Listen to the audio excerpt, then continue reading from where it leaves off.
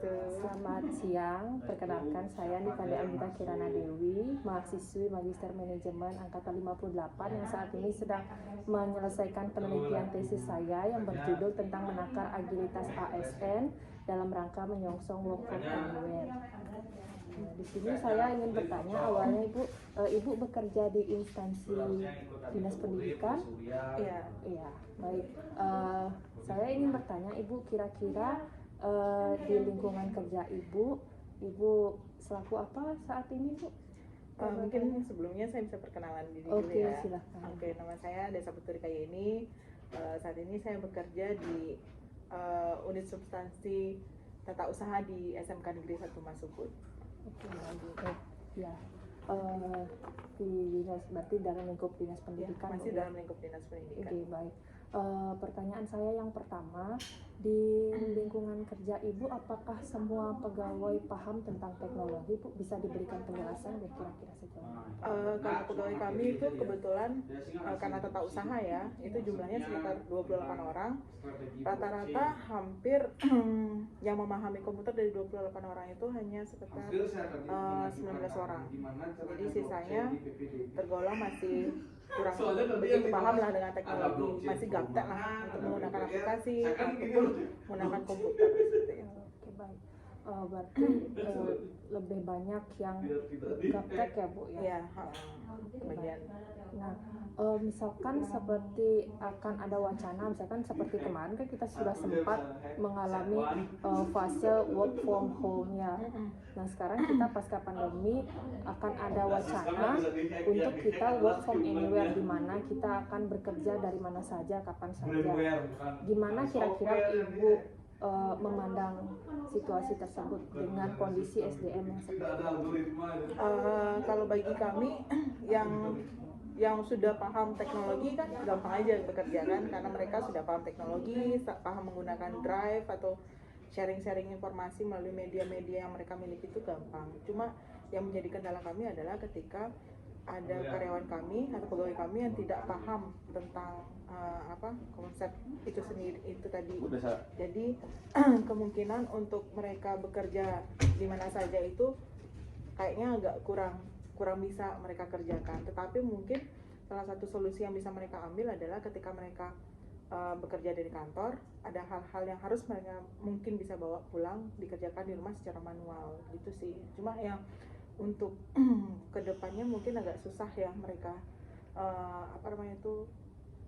melakukan pekerjaan di mana saja dengan konsepnya tadi itu.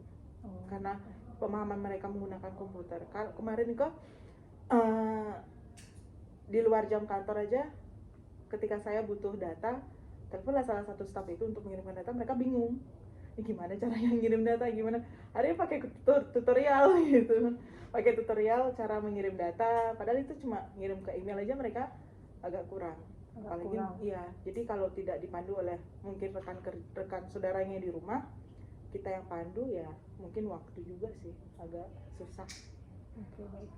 Kira-kira kalau dengan situasi seperti itu, kira-kira apa tipsnya untuk kiat-kiatnya, kira-kira apakah perlu gitu untuk mengusulkan adanya pelatihan untuk menggaring orang-orang yang seperti gagap teknologi ini? Ya, jadi di sekolah kami kebetulan sekolahnya jurusan IT ya. Jadi waka kami udah mulai melirik pegawai-pegawai kami karena kita sudah, jadi sekolah kami itu banyak aplikasi, persuratan ada aplikasinya, aset ada aplikasinya, semua sekarang menggunakan aplikasi. Jadi sebisa mungkin memang untuk pegawai-pegawai yang membidangi itu harus menggunakan aplikasi tersebut. Nah, mau nggak mau ketika mereka akan diberikan aplikasi itu untuk mengerjakan tugasnya, mereka akan diberikan pelatihan terlebih dahulu. Yang paling dasar itu pelatihan tentang penggunaan komputer terlebih dahulu. Setelah mereka memahami tentang konsep dari penggunaan komputer sendiri, baru mereka diajari tentang aplikasinya. Bagaimana caranya menggunakan aplikasi, bagaimana caranya mentransfer data, menyimpan data, dan itulah. Jadi kita sudah akan mewacanakan untuk melakukan pelatihan bagi pegawai-pegawai yang memang gagap teknologi atau kurang teknologinya. Oh, berarti tadi saya sekilas tangkap bahwa mungkin di sekolah Ibu sebelum saat mengalami situasi seperti ini ada transfer ilmu ya Bu ya, antara rekan kerja gitu ya. Jadi ibaratnya itu mempermudah pekerjaan teman-teman yang gagap teknologi itu ya. Baik. Iya. Dari sisi Ibu sendiri, satu pertanyaan terakhir dari saya, apakah dengan proses transfer ilmu itu, apakah ada dirasakan dampak positifnya Bu? Misalkan penyelesaian pekerjaan lebih cepat mungkin, atau justru bahkan ada orang-orang yang tidak mau tahu itu bukan pekerjaan saya, kenapa saya harus mengerjakan, ada nggak Bu kira-kira? Jadi kebetulan kalau di tempat kami itu memang dikasih, masing-masing orang udah punya tupoksi masing-masing.